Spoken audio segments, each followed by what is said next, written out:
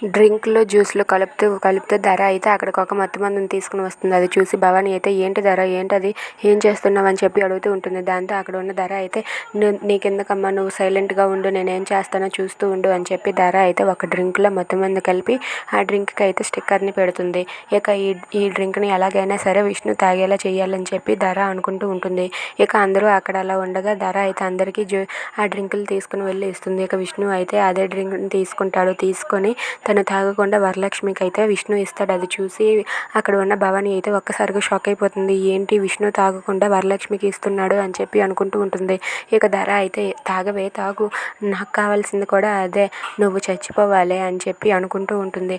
ఇక విష్ణు అయితే ప్రేమతో ఆ డ్రింక్ని తీసుకొని వరలక్ష్మికి ఇస్తూ ఉంటాడు. దాంతో వరలక్ష్మి అయితే థ్యాంక్ యూ అని చెప్పి ఆ డ్రింక్ని తీసుకొని తనైతే తాగేస్తూ ఉంటుంది. ఇక విష్ణు చేతుల మీదుగా అలా ఇవ్వడం చూసి అక్కడ ఉన్న ధర అయితే ఇప్పుడు నువ్వు తాగేసి చచ్చిపోయే అలా అయితేనే నాకు కడుపు పండుతుంది అని చెప్పి అనుకుంటూ ఉంటుంది. ఇక ఆ డ్రింక్ని తీసుకుని వరలక్ష్మి అయితే తాగేస్తుంది. తాగేసిన తర్వాత కొద్దిసేపటికి కళ్ళు తిరిగి కింద పడిపోతుంది.